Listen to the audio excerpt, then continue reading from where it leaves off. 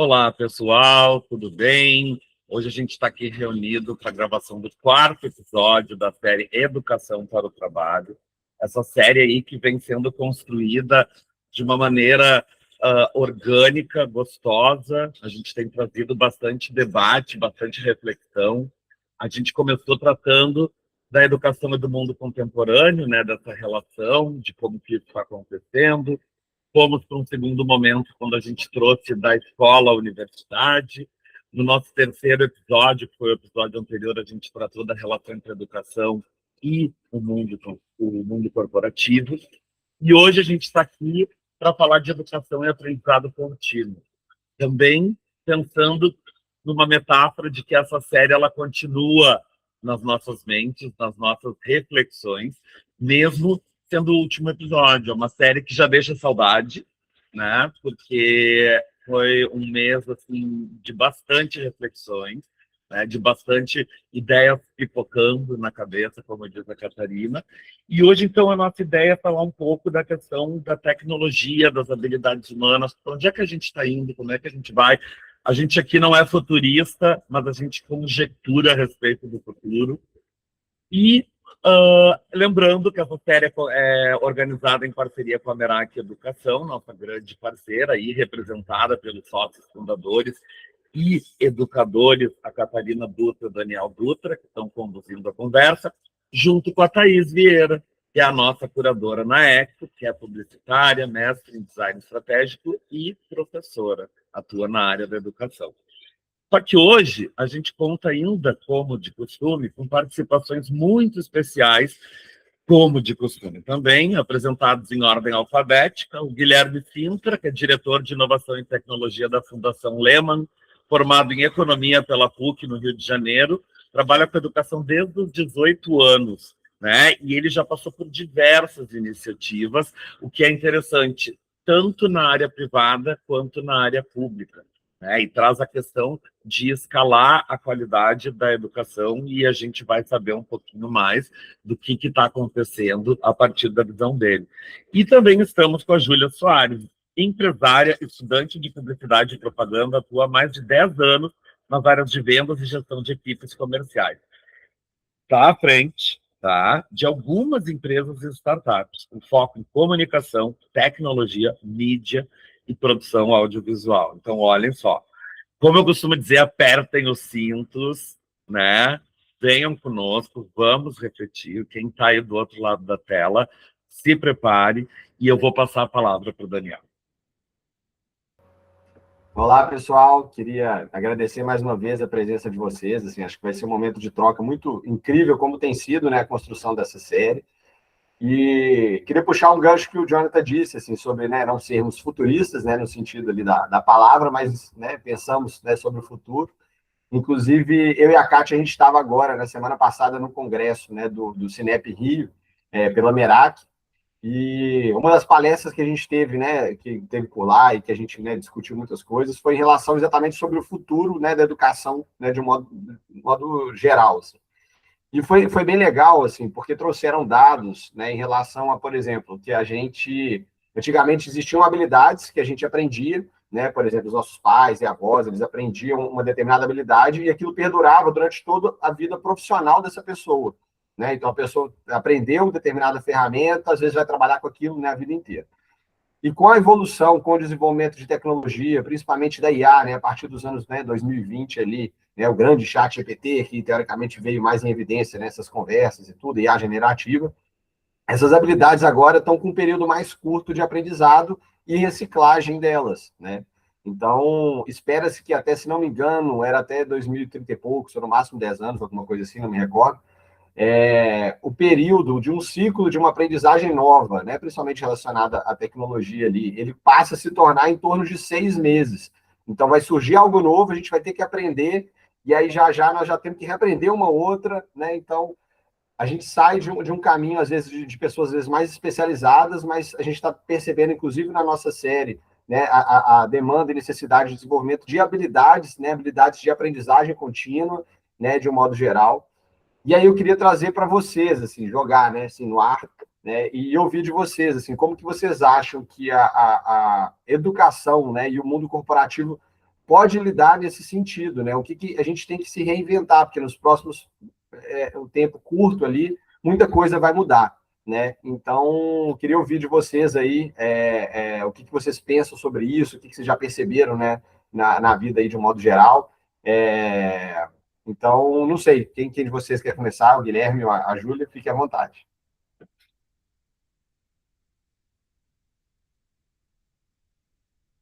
Posso começar. Primeiro, né, agradecer por estar aqui com vocês. É um prazerzaço. Na verdade, trazer informação e também aprender, que eu tenho certeza que eu não vou sair daqui sem ter aprendido algo. E é bem a nossa pauta de hoje, que é esse aprendizado contínuo, né? E estar aqui faz parte disso também. Uma coisa que a gente comenta muito aqui, principalmente dentro da empresa, a gente contrata muitas pessoas que são ainda júniors. Então, eles entram aqui júniors e eles vão tendo esse aprendizado até se tornar sênior e etc. E a transformação para nós, que a gente trabalha com comunicação, startup, principalmente nesse meio da tecnologia, ela foi imensa, né? Desde a gente mudar as pessoas que estavam com a gente porque não conseguiam se adaptar apesar de serem equipes jovens, não conseguiam se adaptar às estruturas novas. Só com a entrada da tecnologia, mais de 10 pessoas saíram e entraram novas 10 pessoas dentro desse modelo de negócio que a gente teve. Por quê? Porque a gente percebeu que o profissional que está chegando agora e que as empresas precisam é um profissional muito mais multi, né? Ele entender que ele vai chegar com uma habilidade, mas se ele só se habituar naquilo ali e só se habituar a não conseguir passar isso para as outras pessoas, uma coisa que eu comento muito aqui com os profissionais não adianta tu ser um gênio num quarto escuro, né? Tu pode ter várias habilidades, tu pode saber, ter lido vários livros, ter feito vários cursos, mas tu não está repassando isso para as pessoas e comunicando isso para quem está do teu lado ou para as pessoas que tu trabalha, de pouco tu vai conseguir avançar e realmente ter essa evolução aqui dentro. A gente fala desde até porque tudo bem, a gente tem muito mais acesso agora à tecnologia, à informação, mas isso não significa conhecimento, porque o conhecimento para nós, pelo menos, é só depois que tu consegue realmente aplicar aquilo ali dentro de algo e fazer alguma diferença. Eu posso só ter a informação. O conhecimento, ele é quando, a partir disso, eu uso essa informação para mudar algo, ou mudar alguém, né, ou mudar uma estrutura. E aqui dentro a gente vê exatamente esse movimento aí. A gente brinca bastante, né? Movimento gera movimento. Então, se tu não está te comunicando, se tu não está conversando com as outras pessoas, buscando novas habilidades, cara, o mercado, infelizmente, ele vai acabar te engolindo. A gente tem um curso, né? Não é bem um curso, é um projeto que a gente tem aqui social, onde a gente vai até as escolas, e nessas escolas a gente finge que a gente vai ensinar design. E aí a gente chega nessas escolas no ensino médio, porque esses profissionais saem de lá e eles não conseguem entregar um currículo, eles não conseguem parar na frente de um entrevistador e conversar. E aí a gente fala que o design é só uma pontinha. Quando a gente chega ali, a gente faz desafios para eles de, hoje tu vai ter que conversar com a tia da cantina, tu vai ter que falar com o pessoal que tu vai ter que falar com 5 pessoas diferentes essa semana. E a gente começa a falar sobre comunicação. Então, o design, ele é só para atrair esse profissional, esse aluno, né, esse jovem, mas no final das contas a gente fala muito sobre se comunicar. No final desse projeto que a gente faz eles irem para a frente de 100 pessoas e darem um discurso. Então, tu imagina, jovens de 16, 17 anos fazendo um discurso aí para 100 pessoas, e quando eles começaram, eles não conseguiam nem falar com a professora. A professora olha para nós e fala assim, como é que vocês conseguiram fazer isso? Porque a gente fala muito mais sobre comunicação. Eles aprenderam design, mas foi 10%. O resto, tudo que a gente fala é não se limitar e sair do óbvio, né? Então, a gente fala, acabou aqui a aula, foram 2 horinhas de workshop, mas depois daqui, a próxima aula, vocês têm que ter trazido as soluções, porque são grupos menores, né? Então, é um pouco disso, assim, que eu vejo como que está esse mercado de trabalho e como está essa evolução da tecnologia. E quem não aplicar isso, provavelmente só vai ter a informação, mas não vai ter realmente o conhecimento. Queria complementar o que a Júlia trouxe, ela me fez pensar em algumas coisas. Primeiro, de novo, prazer estar aqui com vocês, obrigado pelo convite. E já nessa primeira fala, acho que a Júlia traz alguns pontos que eu queria refletir também, né? Acho que o primeiro ponto é entender um pouco que, assim, como a Júlia traz muito bem nos exemplos que ela apresentou, As organizações precisam cada vez mais, isso não é novidade, mas cada vez mais se entenderem como espaço de aprendizagem, né? Então, quando você tem uma organização, se você não entender que você está formando continuamente os seus profissionais, você está fadado a ficar para trás. Isso já era a realidade. A inteligência artificial só torna isso ainda mais presente. Isso significa que você, como organização, precisa, então, pensar sobre como que você vai estruturar e quais são alguns dilemas que emergem. Então, também gosto que a Júlia começou falando sobre profissionais júniores, né? Então, tipo, como que ela teve que repensar quem é esse profissional, quais são as competências que esse profissional tem que ter, qual o perfil desse profissional, mas em nenhum momento você vê que a Júlia falou não ter profissionais júniores. Mas isso é um dilema real que algumas pessoas estão olhando, porque hoje, com inteligência artificial, de fato, existe um meme quase, uma brincadeira que se faz, outro dia mesmo, recebi um grupo do WhatsApp, tô procurando um estagiário muito bom, aí mandaram assim, tá aqui, o Claude, custa $120, você contrata aí que resolve. Então, assim, é uma brincadeira, mas é uma brincadeira que tem que ser pensada, porque, de fato, se você parar para pensar, muito das coisas que o estagiário fazia ou faz em alguns lugares são factíveis de serem feitas por inteligência artificial. Porém, qual o custo disso? Como que você forma as pessoas que vão ser as lideranças futuras se elas não lidam com aqueles trabalhinhos chatos que todos nós tivemos que lidar na nossa carreira, mas que de alguma forma te apresentam para como que são as relações profissionais dentro desses espaços, como que você começa a ser exposto com risco baixo a algumas decisões complexas. Se você está terceirizando absolutamente tudo, você não tem um processo formativo interno na organização. Isso não é para falar que essa é uma discussão simples. Porque, assim, é papel único, exclusivo de uma empresa, por exemplo, formar profissionais júniores? É papel da universidade? É papel de um governo? Como que a gente toma decisões sobre a formação dessas pessoas ao longo da vida, sabendo que, assim, a faculdade, e isso não é uma crítica aqui, não forma o profissional integralmente. Não existe isso. Nunca existiu e hoje é mais difícil ainda. Então, é parte do processo formativo no profissional a experiência de ser júnior em uma empresa. E aí, como é que a gente vai lidar com esse dilema? Não tenho resposta. Estou aqui mais problematizando. Se alguém tiver, por favor, me traga. Então, esse é um dos primeiros pontos. Assim, eu acho que, por exemplo, na Fundação Lema, a gente não tem deixado de contratar júniores e tal, mas eu vejo que isso é um movimento que acontece em alguns lugares. A outra coisa que eu acho também, trazendo um outro elemento de competência, eu gostei muito do que a Júlia falou, né, de você não adianta você ser um gênio em quarto escuro. Achei sensacional, vou roubar a sua frase, tá, Júlia, se me permitir.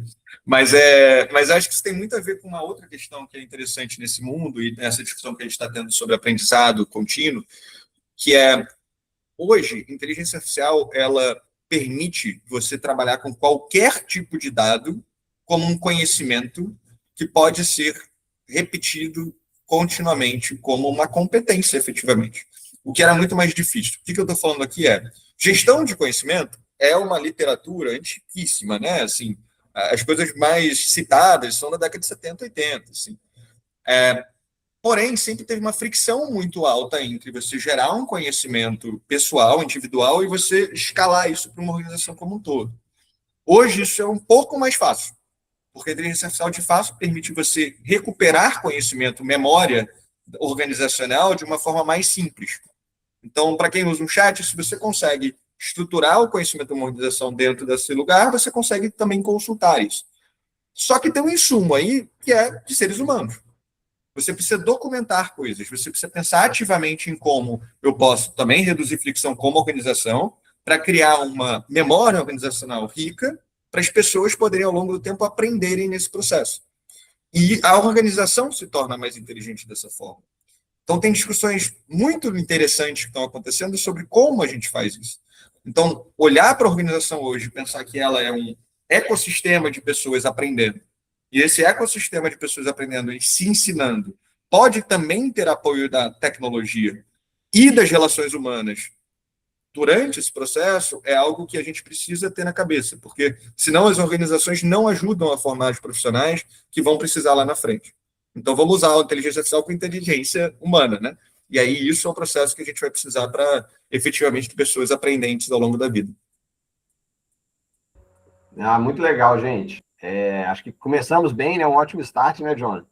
E eu acho até que talvez esse caminho ele seja um caminho longo, né? Que vai se iniciar lá na escola, e começa a desenvolver essas habilidades, assim, aí eu destaco, inclusive, assim, do ensino médio técnico, que já traz muito que a Júlia falou, essas experiências ali de modo geral, e bateu muito com o vínculo com o episódio anterior, que trouxeram exatamente isso, essa necessidade da empresa se reinventar para trazer a formação e atualização constante ali, né?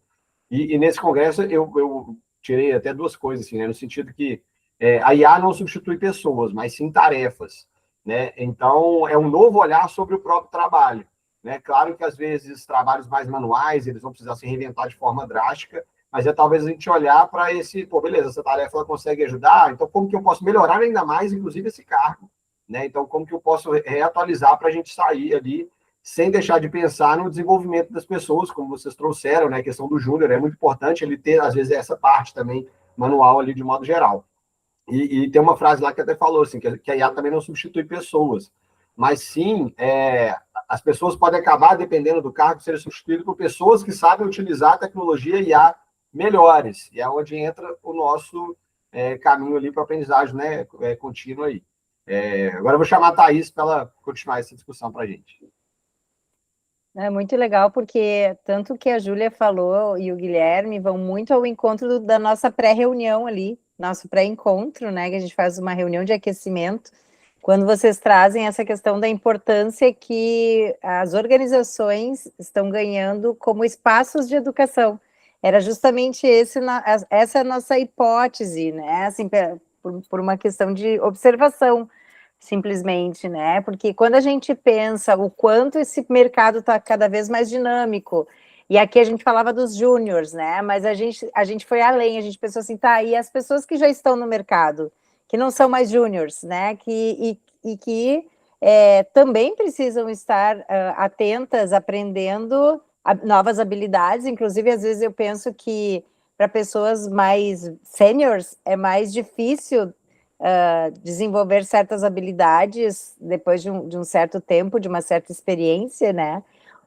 Como que vocês veem, aí a minha pergunta seria, como é que as organizações podem atuar nesse sentido, de apoiar quem já está no mercado e que, de alguma forma, também precisa enxergar o aprendizado contínuo como uma regra, né? Não existe mais essa coisa de, eu alcancei, fiz a minha graduação, pós-graduação, tenho tantos títulos, tenho tantos cargos, vou sentar no meu berço esplêndido aqui e tudo certo, né? Isso não existe mais para ninguém. Como que vocês enxergam isso pelo olhar? Primeiro eu quero saber pelo olhar das organizações, enquanto esse espaço de desenvolvimento, de educação, tanto formal, muitas vezes, né, como também de habilidades humanas, porque o que eu enxergo, não sei se também é uma observação de vocês, a gente está tendo muito turnover, né, aqui, pelo menos na nossa região, talvez a Júlia, por ser da mesma região que eu, possa corroborar ou não, mas as empresas, os serviços estão tendo muitas pessoas que iniciam naquele trabalho e desistem e vão embora. E muito se discute que é geracional, muito se discute que é porque as empresas não conseguem propor alguma coisa que façam as pessoas vestirem a camiseta. E eu enxergo que o investimento das empresas no capital humano e intelectual é um caminho de adesão dessas pessoas, elas se sentirem enxergadas, que é o que a Cata falava sobre vínculos também, né? Como é que, para eu me sentir valorizada, para eu ficar nessa empresa, eu tenho que me sentir vista, valorizada, né? Eu tenho que entender que o que eu faço é percebido com valor, né? Então, assim, trazendo todas essas problemáticas, como é que vocês enxergam, primeiro, o papel das organizações nessa adesão e nessa educação de quem já é sênior ou que já está há algum tempo aí no mercado, e aí depois eu volto para a próxima pergunta. Júlia, quer começar? A primeira questão, que eu acho que é o nosso dilema aqui dentro da empresa, é quando ainda é papel da organização e quando é papel do profissional. De entender a que ponto a gente consegue levar a informação, desenvolver esses profissionais, mas também, do outro lado, esse profissional estar se desenvolvendo fora daqui. Aqui a gente tem muito esse modelo de ensinar, de dar cursos e etc. Mas, como eu comentei já no início, né, a gente tem muitos júniors. E aí vem nessa questão que a Thaís comentou. Tá, não estou valorizado. Perfeito, vamos montar uma estrutura de valorização e também a geração que agora é a minha geração, né? Eu tenho 25 anos, é a minha geração, é uma geração que é difícil de tu entender o que é agradar e o que é que vai fazer. Então, desde eu conseguir agradar a todos. Para um vai ser o salário, para outro vai ser eu elogiar, para outro vai ser eu mostrar ele para as pessoas e falar que ele. Então, eu acho que o papel da organização é realmente entender que, apesar de a gente estar numa era muito tecnológica, né, é também uma era de muita proximidade, de estar perto desses profissionais para entender o que realmente vai fazer essa mudança na vida deles, para que eles continuem, porque, como a Thaís comentou, realmente, aqui a gente tem uma rotatividade, apesar de ser uma empresa jovem, ser uma empresa muito mais flexível, ainda assim a rotatividade ela continua grande, porque é difícil a gente entender o que cada profissional quer dentro desse mercado, né? Aqui, uma outra questão, aqui a gente fala muito, eu comecei com 18, 19 anos dentro da empresa, com 20 falaram, ó, quer ser sócia da empresa? E eu, opa, peraí, o que eu fiz para conseguir isso? Começa primeiro a insegurança, né? O que eu fiz para merecer isso? Por que eles estão dando isso? Isso, furada, deve ser uma furada. E aí eu entendi, tá, peraí, agora eu vou pegar outros profissionais comigo e eu vou ter que também entender qual foi o meu processo para que eu também conseguisse ter isso, essa meritocracia, né, aplicada. E hoje a gente traz muito isso aqui, isso dentro da nossa empresa. O primeiro, tem as responsabilidades da organização de fornecer o conhecimento, falar, tá, eu preciso que tu aprenda isso, e como tu vai aprender isso? A gente vê que o pessoal tem muito, tá, mas como vocês estão me pedindo para que eu saiba, tenha tal habilidade, mas como? É uma geração que tu precisa falar como, com quem, onde, quanto tempo tu precisa ser mais minucioso no que tu pede. Então, aqui a gente tem muito, tá, eu vou precisar que tu aprenda tal coisa, vai estar em tal curso, vai estar em tal formato e conversa com tal pessoa. Assim como entra também o profissional que já é sênior. E aí, tu já aprendeu tudo? E aí a gente fala muito sobre, não aprendeu tudo.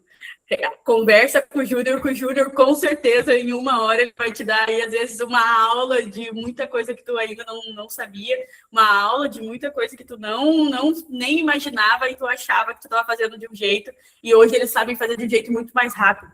A gente percebe que aqui a gente dá as tarefas e eles vão achar o jeito que vai ter o mesmo resultado, mas o jeito mais rápido de realizar aquilo ali. Então, aí eu tenho um sênior que está fazendo uma tarefa, está fazendo toda uma operação de um jeito super difícil, só porque ele não entende que o conhecimento ele é contínuo. Então, eu posso sim conversar com o Júnior, para o Júnior me ensinar, e a gente fala muito sobre o Júnior conversar com o sênior, né? Vocês vão perceber muito na minha fala que sobre relacionamento. Porque, para nós, para mim, em específico, não adianta nada a gente ter... a gente saber tudo e a gente não compartilhar isso ou não sentar com outras pessoas. Eu sento, às vezes, ali 30 minutos com alguém e eu aprendi uma coisa que ele levou anos para aprender. E é isso que eu acho que é o papel das organizações, né? Trazer essa questão de se relacionem mais, falem com mais pessoas, não se limitem tanto ao espaço que vocês estão. Eu vou te trazer cursos, eu vou te trazer habilidades, ferramentas, mas fora daqui, cria... vai em lugares diferentes, converse com pessoas diferentes, porque isso também vai fazer com que esse profissional, quando estiver lá dentro, ele melhore e tu, como profissional, melhore, né? Basicamente é isso, vocês vão ver muito sobre relacionamento, eu colocando muito essa pauta de se relacionem, saiam do quarto escuro. Sensacional, Julinha. E para ti, Guilherme? Eu acho que é bem legal porque a gente está passando exatamente assim, né? Eu acho que, como tantas organizações, a gente está passando por um processo muito intencional de transformação e mudança agora. Para vocês entenderem exatamente o contexto, assim, esse ano eu trabalho com inovação e tecnologia, então a gente está olhando para a inteligência artificial há anos, né? Mas esse ano foi a primeira vez que a gente falou assim, não, tem uma meta institucional de pensar a cultura de uso de inteligência artificial na organização. Então, e era isso. Eu falei, o que isso quer dizer, né? Assim, gastar token? O que quer dizer fazer um negócio desse? Então, a gente foi lá pensar, né? Mas eu acho que a gente tem pensado muito a partir de casos de uso práticos, E aí criou uma série de experiências. Agora, como foi o processo de raciocínio para pensar em como fazer isso na prática? Numa organização como a nossa, e aí eu acho que tantas organizações onde você tem pessoas fazendo 1 bilhão de coisas, com uma banda mental restrita, você não pensar em restrições, vai ser um tiro no pé. Então, a primeira coisa a pensar se você quer fazer uma mudança, você quer ensinar as pessoas, você quer ensinar por um objetivo. E aí a gente pode beber da fonte de educação tradicional, entre aspas, né? Tipo, educação básica, educação. Você tem um objetivo de aprendizagem. Esse objetivo de aprendizagem está relacionado a alguma coisa maior do que só aprender, né? Entre aspas. Aprender, ela é um fim em si mesmo, sem dúvidas. Mas dentro de uma organização, ela tem um objetivo que extrapola, um objetivo estratégico, de alguma forma. E a gente tem que entender, então, de onde vem o objetivo, mas quais são as restrições que inibem esse objetivo de ser alcançado. Eu sempre vou botar que você tem tempo, recursos financeiros, e um que quase ninguém fala, assim como diria o Claude, quase ninguém fala, né? Ele adora fazer isso na frase, mas que é verdade, que é banda mental. Então, assim, o que está na minha cabeça? Assim, eu tenho 1 bilhão de coisas que eu estou fazendo. Isso é diferente de tempo. Às vezes eu tenho tempo, mas eu estou pensando em tanta coisa que eu não consigo nem botar aquilo. E aí você vai falar assim, agora, gente, eu estou falando de inteligência artificial, mas isso aplica a outras mudanças paradigmáticas que a gente vai ter, e, enfim, outros objetivos que a gente tem. Mas agora a gente vai aprender sobre IA. Por quê? Porque, sei lá, gente, eu estou pensando aqui na alfabetização das crianças, que é muito mais importante, com razão. Por que você quer falar de IA, entendeu? Então a gente tem que construir para isso. E aí, para a gente conseguir chegar nisso, a gente começou a usar um framework de mudança cultural, propriamente dito. É um framework chamado ADKAR. Awareness, né? Então, você saber que alguma coisa existe, você desejar essa coisa, você ter conhecimento, você ter habilidades e você reforçar continuamente isso. Então, como é que isso se dá na prática, né? A primeira coisa é a gente começar a mostrar o que dá para fazer. Então, essa é a awareness, né? O negócio que é legal com inteligência artificial é que entre você ter o conhecimento que aquilo existe e o desejo é muito rápido, porque você consegue construir soluções rápidas para as pessoas. Elas conseguem construir soluções. Então, você consegue achatar essa coisa entre sei que existe essa mudança, quero participar dela, né? E aí você começa a fazer momentos formativos. Então, conhecimento, aí você gera habilidades, mão na massa, e você reforça isso continuamente. Mas um ponto que a Thaís falou que é fundamental é mais difícil fazer isso com quem já é sênior. Bem mais difícil. E a gente está vivendo exatamente isso, tá? Que não me ouçam, né, as lideranças da fundação, mas é verdade, podem ouvir, na verdade. Mas é muito mais difícil mudar alguns sim, alguns não, mas se eu olhar assim, no todo, o pessoal que está chegando, ainda não está. Vai lá, vai fazer, está aprendendo, está no outro, quero crescer e tal. Então a gente precisa conseguir criar um desejo concreto. E daí também eu acho que é importante quebrar esse desejo em algumas camadas. Primeira camada, como é que muda a minha rotina? Meu dia a dia. Todo mundo quer melhorar a rotina. Todo mundo quer gastar menos tempo em alguma coisa. Então, isso é importante. Isso é uma camada que funciona para 100% das pessoas numa organização. No sentido que, se você consegue mostrar que, de fato, a rotina dessa pessoa está melhor, e está melhor gastar menos tempo em tarefas burocráticas, investir o tempo onde você é o gênio, né, de fato, onde o seu genius lá vai se superar, enfim, você consegue focar nisso. Como melhorar a gestão e operação do meu time? Então, nem todo mundo é gestor de times. Mas para quem é um gestor de time, se você consegue começar a ilustrar formas onde o seu time pode ser mais bem operado, porque essa mudança que você está trazendo, esse ensinamento que você está trazendo importa, isso também é algo que começa a gerar uma vontade. Como é que eu consigo melhorar a gestão e a operação da organização? Então, de novo, numa estrutura hierárquica, né, tradicional, nem todo mundo está pensando na organização o tempo todo. Mas tem duas coisas que acontecem. Tem pessoas que entendem que aquela responsabilidade por causa do cargo, mas as pessoas que... A Júlia, por exemplo, eu chutaria que a Júlia foi chamada para ser sócia, porque ela pensa numa organização, ela não pensa só na própria rotina. Né? E eu também tive essa oportunidade lá atrás, porque eu, de alguma forma, olhava e falava, eu acho que a organização pode ser melhor. E é essas pessoas que a gente quer como sócios.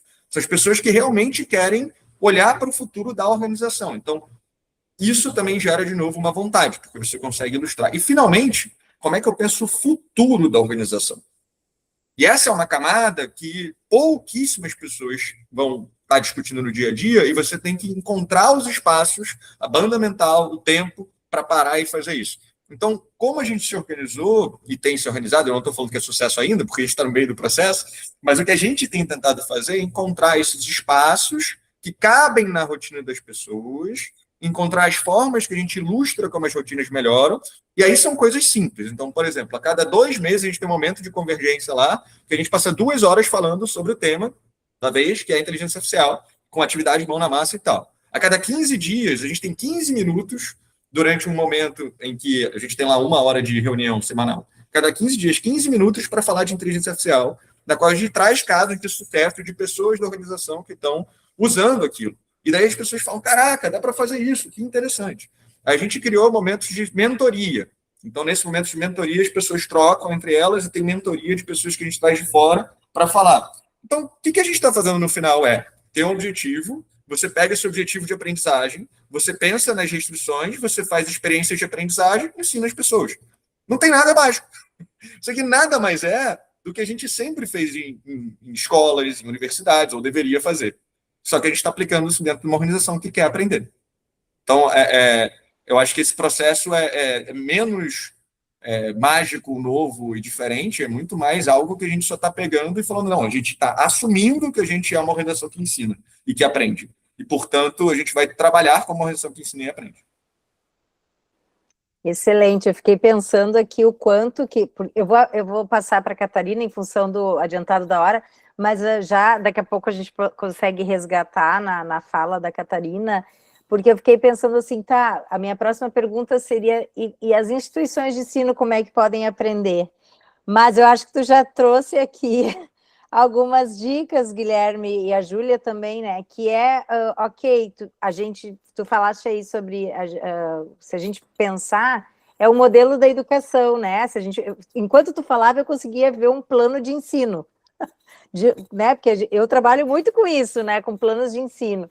Então, olha que interessante, se também fizer o caminho contrário, né, o ensino, eu vou usar o ensino superior como exemplo, porque é onde eu estou. O ensino superior se inspirar nas organizações para repensar o seu plano de ensino, né?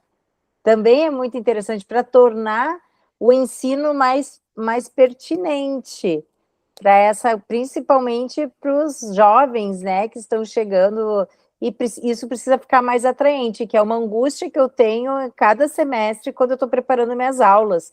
Como trazer o conhecimento de uma maneira mais atraente, mais prática e mais relevante na vida dessa gurizada aí que está voando lá fora, né? E eu acho que essa é uma preocupação não só minha, e que tem a ver também com o futuro, falando em futuro das organizações, no futuro das instituições de ensino também. Mas eu vou passar para a Catarina, e aí, se der tempo, a gente resgata. Obrigada, Thaís. Pessoal, obrigada pelas falas. Eu estou com várias abas abertas e trabalhando para conectar muita coisa. E enquanto escutava a Júlia e o Guilherme, eu fiquei pensando muito nisso também. Na questão, vou pegar seu gancho, Thaís, da questão do ensino, né, das instituições de ensino formal. E eu estudo, né, o ensino de ciências, que é, por acaso, a área de onde eu venho, e eu estou conectando muito as coisas no sentido de pensar que hoje existe, talvez, aí uma fluidez, né? Na mesma maneira como Guilherme traz que as organizações agora elas têm que se ver como espaço de aprendizagem, eu achei isso sensacional, as escolas elas também acabaram assimilando certa lógica empresarial dentro delas, né? A gente vê isso acontecendo muito. E então seria um caminho aí meio de mão dupla, e algo que me chama a atenção sempre é isso, e que a gente trouxe nos episódios passados, foi a questão de pensar a identidade das pessoas que estão ali dentro, né? Eu acho que é um paradigma também que mudou, que dentro de uma sociedade ocidental a gente entende, primeiramente, as organizações de trabalho como um papel que você vai lá e exerce e beleza, acabou. Hoje a gente se preocupa, e ainda bem, mais com esse bem-estar, com essa intenção, com essa presença e com essa consideração das pessoas que formam as organizações e com a construção desses estudantes que estão ali com a gente nas escolas, né? Então, assim, a gente teve a oportunidade de escutar, de estar presente em palestras muito legais nesse congresso que o Dani colocou, Uma delas foi a do Moran, que é o nome aí das metodologias ativas. Ele é maravilhoso, foi muito legal estar com ele escutando. E a gente, né, querendo ou não, vai com uma expectativa de escutar o estudioso acadêmico da área falar de metodologias ativas. Ele, inclusive, colocou o chat para dar palestra junto com ele, batendo papo ali. Foi muito interessante de ver o quanto que o Moran construiu coletivamente a ideia de que a gente tem que se voltar para as conexões, que é muito do que Júlia e do que Guilherme estão trazendo nas falas, né? Então, assim, é por aí que a minha cabeça está indo. Eu acho que Thaís e Jonathan nem sabem também, mas eu também tenho um pezinho na dança. Eu atuei como professora de forró por bastante tempo. E, Júlia, quando você falou, e o Guilherme também, de colocar os sêniors e os júniors para conversar, e a fluidez eu trago de volta que está aí no meio do caminho. E a conexão com a dança é disso também. É muito comum que no meio da dança você veja as pessoas que já estão mais fluentes ali, mais avançadas, não querendo conversar tanto com quem está iniciando.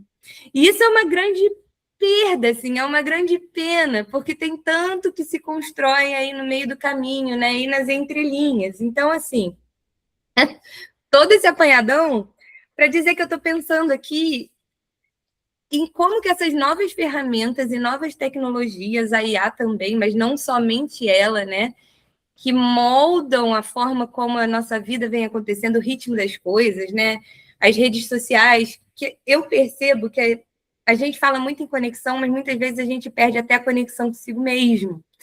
É o que Júlia estava trazendo de tentar incentivar crianças, né, estudantes do ensino médio a conversarem mais uns com os outros. Então, assim, como? E agora falando de educação básica, que também é a minha área, que vai chegar na parte do ensino superior e depois nas organizações, como que a gente pode fazer uso dessas tecnologias na rotina de maneira a resgatar talvez o encantamento pelo aprender, né? Para a gente incentivar isso, porque é natural do ser humano que a gente queira caminhos mais fáceis, né? Mais simples. E, se eu puder, também a grande preocupação que eu tenho de como que isso reflete ainda nos recortes de diferentes camadas econômicas. Porque eu tenho muito essa preocupação de pensar que esse papo que a gente está tendo é uma conversa que a gente tem de estudiosos da área, né? E de quem se preocupa, mas de quem tem acesso já a uma discussão elevada de complexidade. Como que isso poderia, talvez, atuar de uma maneira a segmentar mais, entende? Diferentes classes sociais, eu não sei, eu não tenho respostas, eu tenho muitas perguntas mesmo, gostaria de escutar vocês. Júlia, você quer começar? Ou Guilherme, não sei. Eu quero conversar escutando o Gui agora. Fiquei pensativa sobre a tua pergunta. Não, vamos embora. É legal porque, por acaso, muito recentemente, eu fiz uma fala com uma estudiosa que eu gosto muito, ela se chama Julia Freeland Fisher. Ela é do Clayton Christensen Institute, que é um instituto de inovação disruptiva. Né? Eles criaram um conceito lá atrás, e tal, do que quer dizer, de fato, inovação disruptiva, que é um termo muito mal usado.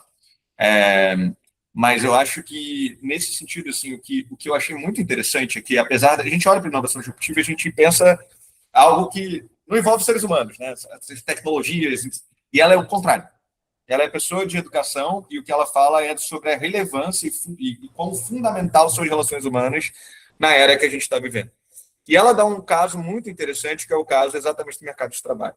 Então, primeiro, só o que é inovação disruptiva na verdade, na teoria original. Inovação disruptiva, originalmente, não é uma inovação mágica, brutal. Ela é algo que é uma tecnologia que substitui uma tecnologia que inicialmente é mais avançada porque ela começa mais barata. Mas ela, em geral, começa sendo pior do que essa tecnologia mais avançada. Então, vou dar um exemplo histórico que eles sempre usam para descrever. Nos Estados Unidos, no século XVIII, você tinha um tipo de barco chamado Clipper, que era um barco que ele ficava fazendo transporte de carga em costa, né? Cabotagem. Né? E ele era um barco que ele era comercialmente muito mais viável do que todos os outros, porque ele era mais rápido. Só que ele transportava menos carga, mas ele era mais rápido, então ele era mais eficiente naquela época. Simultaneamente, começa a surgir o motor a carvão, né? E esse motor a carvão era muito ineficiente. Você conseguia ter barcos maiores, mas era muito custoso você fazer isso. Então, ele não ganhava do Clipper por nada. Mas tinha um lugar que ele ganhava. Esse lugar que ele ganhava era quando você tinha que subir um rio. Porque subir um rio era muito custoso do ponto de vista de energia. Você precisava levar cavalos, aí você tinha os barcos que ia com cavalo, aí não tinha jeito, era isso que você fazia, se não tinha trem. Então, ele sobreviveu nesse lugar. E o que acontece? O motor a combustão vai ficando melhor. Então, ele sustenta essa inovação e, eventualmente, o fato desse motor ficar mais eficiente faz com que os Clippers sejam dizimados. Por quê? O motor fica suficientemente vivo para conseguir entrar nesse lugar transportando muito mais carga. Tem N exemplos disso. O exemplo também na África, você pulou direto para usar celular em vez de você botar a linha de telefone. Então, são todos exemplos de inovações disruptivas. Por que eu estou falando desse negócio, que eu acho que vocês vão ter que cortar, coitado, porque eu estou falando sobre barco há dois anos? Porque, na verdade, se a gente pensa sobre relações humanas, o que a inteligência artificial apresenta é uma inovação disruptiva em relações humanas. Isso não, e de novo, eu não estou falando aqui para a gente não usar, mas essa reflexão que a Catarina traz é super fundamental, exatamente para a gente usar como ciência. Pensa que os estudos que estão sendo feitos hoje estão ilustrando o seguinte: olha, você falar com chatbot não é tão bom hoje quanto falar com um humano em várias dimensões, mas é bom o suficiente para algumas condições específicas. Uma das condições específicas, para trazer para o nosso exemplo do mercado de trabalho, eu sou um cara júnior, eu tenho esse cara sênior aí, que nem o dançarino da Catarina, que dança trocentos anos, que não quer falar comigo, é o cara sênior lá que não quer responder as perguntas. Eu estou aqui super sem graça. Eu vou perguntar para esse cara sênior ou vou mandar no chat GPT lá e a dúvida no chat GPT? Aí eu tiro. Isso responde a minha pergunta. O que eu não faz por mim? Não cria laços, não cria vínculos, não cria uma rede social que é fundamental para a mobilidade econômica, para a mobilidade dentro de uma empresa. Porque, na verdade, a gente não é promovido porque a gente sabe coisas.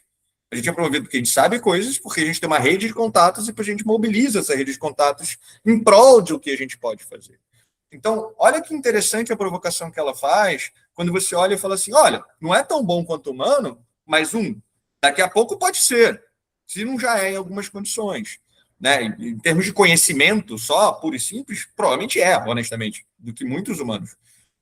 Mas, em termos de relações humanas, a gente pode estar perdendo, porque a gente não considera isso.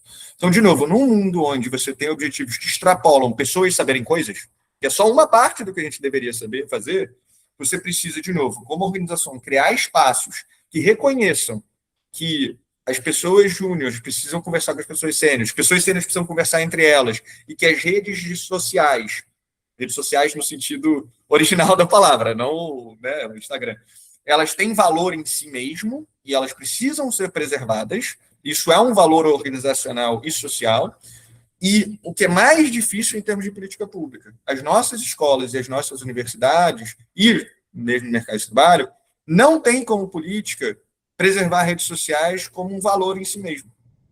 Pensa só como a gente é avaliado numa escola, numa universidade. Não tem nada a ver com rede social que você forma e tal. Mas pensa o que você realmente precisa para crescer na sua trajetória, na carreira, na sua vida. É rede social, gente. Não, é o conhecimento. Você sabe tudo. É o que a Júlia falou. Você vai ser um gênio numa sala escura. Como é que a gente tira as pessoas da sala escura? A gente conecta elas com outras pessoas. A gente ilumina as salas. E isso não é parte da nossa discussão e da nossa política pública e da forma como a gente pode fazer. Então, a Júlia, assim, eu não vou ficar falando aqui, mas a Júlia tem várias propostas de como fazer isso. Então, tem escolas que efetivamente criam condições, mas um dos elementos básicos a inteligência artificial pode tornar isso ainda mais difícil se a gente não for intencional sobre como preservar essas relações humanas no centro de todas essas nossas formas de se relacionar. Educação e trabalho.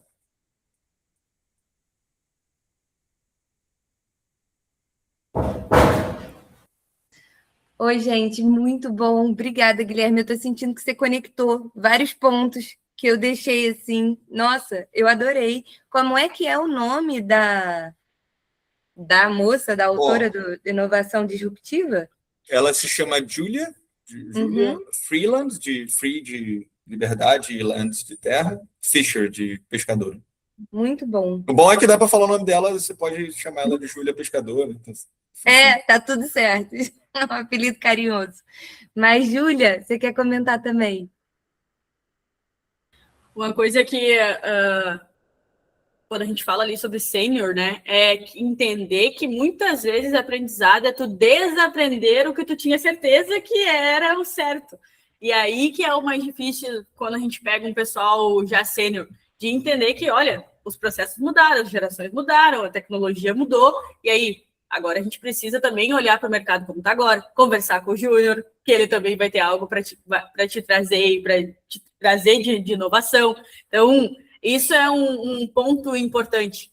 E outra, aqui a gente faz muita reunião, e a primeira coisa que acontece aqui, quando chega primeiro o profissional e também o profissional, a empresa em si, quando chega fiz uma reunião, me falaram que eu tenho que fazer essa lista aqui de coisas. Eu preciso agora aprender sobre IA, aprender sobre pessoas, aprender sobre tecnologia, aprender sobre software. E aí a primeira coisa que eu falo cara, esquece tudo. Vamos olhar para a tua empresa, vamos olhar para a tua realidade, entender o que tu realmente precisa, porque nem sempre, nem todas as empresas precisam de tudo que está acontecendo agora. Putz, eu fui para a semana passada foi uma semana de muitos eventos, né? A gente foi para eventos e a gente via o pessoal passando pelo nosso stand e falando assim, eu tô com tudo errado. Eu não sei, agora minha empresa está totalmente errada, totalmente ultrapassada, só que não é isso. Tu tem que entender também que muitas vezes também essa inovação toda não é toda para ti. A gente teve um erro que a gente cometeu aqui em uma das nossas startups, que foi, a gente começou ela estava com um modelo validado, vendendo, e aí o que a gente fazia? A gente parava e conversava com um monte de gente, e toda vez alguém falava, não, tem que melhorar isso aqui agora. Não, agora espera aí que tu tem que melhorar mais isso aqui.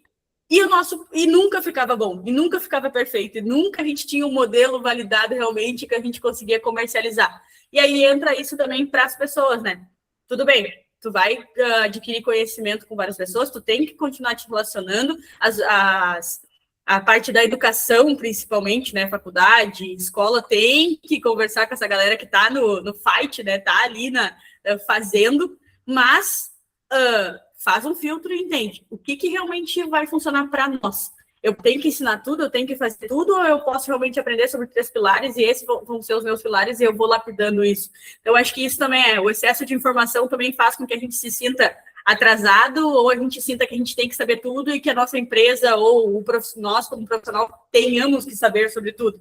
Mas não é bem assim, né? E aí é o que a gente conecta ali com a questão da educação e das pessoas, beleza? Aprende, conversa com as pessoas, mas entende o que realmente é para ti e para tua organização, senão tu nunca vai ter algo que realmente é bom, porque se a gente for fazer tudo que está sendo lançado, a gente nunca vai ter feito nada muito bom, né? Gente, Júlia, maravilhoso. Ai, desculpa, Jonathan, só para amarrar aqui, Júlia, obrigada pela sua contribuição também. Eu acho que é isso, né? Essa questão do você ter esse olhar crítico aí também, né? E a gente retorna de novo para uma questão que é muito mais da dimensão humana do que da dimensão da tecnologia, da IA. Uma questão de uma ponderação, uma questão de uma parcimônia aí também, para você entender o que se cabe. E a lógica de performance aí também extrema, fazendo com que a gente queira dar conta de tudo e assimilar tudo isso, quando a gente nem deixa de perceber que não, né? Mas eu acho que o Dani levantou a mão. Quer falar, Dani? É rapidinho. É só porque, inclusive, isso retoma o que a gente estava conversando na nossa reunião de aquecimento, assim, que uma das frases mais perigosas é aquela, mas sempre foi assim, né? Porque várias questões não teriam se alterado, né, se não fosse disso. E eu queria só deixar no ar, Jonathan, né? A gente está chegando no finalzinho aqui. Inclusive, para quem estiver assistindo a gente, assim, para a gente sempre ter em mente, porque a gente está falando muito sobre tecnologia, sobre acesso à informação, né, de um modo geral, trazer o ponto que o Guilherme também trouxe, né, em relação às políticas públicas, né, que tudo tem que ser revisto para evitar de que isso tudo que é incrível, é importante, é um movimento, está acontecendo, né, não adianta lutar contra, nadar contra a maré, né? Mais pensar em como fazer de forma sustentável, mas para evitar de que isso aumente a disparidade em relação a questões sociais, né? E acesso à informação, acesso à tecnologia, né? De modo geral. E isso vai perpassar, né, pelas políticas públicas e, querendo ou não, algumas vezes, né, por incentivos de empresas privadas também, mas para a gente sempre ter isso em mente, né? Porque isso, a discussão que a gente está tendo aqui, muitas vezes algumas pessoas não vão ter acesso a esse bate-papo, né? E as ferramentas, né, do que a gente está propondo também. Então, ver como que a gente consegue, na nossa vida, na nossa realidade também, não esquecer esse ponto aí que eu acho que é bem importante.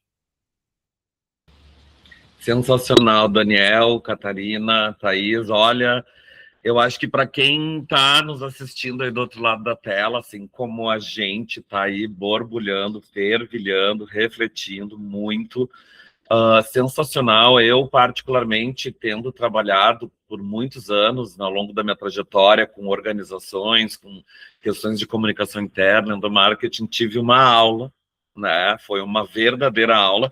E eu acho que como a gente está aí nesse último episódio, além de agradecer imensamente o Guilherme e a Júlia pelas visões brilhantes, mas tem alguns pontos aqui que a gente pode ressaltar, né? Você falou muito em relacionamento, né? Você falou muito em vínculos. E talvez o que a gente tenha que fazer é olhar para o que está entre, né, as coisas, é olhar porque está entre. E a questão que se falou também, virei sócio, fui chamado porque eu pensava na empresa, porque tem uma visão sistêmica, né, de olhar para o todo, entender qual é a sua função, mas entender qual é a função da organização.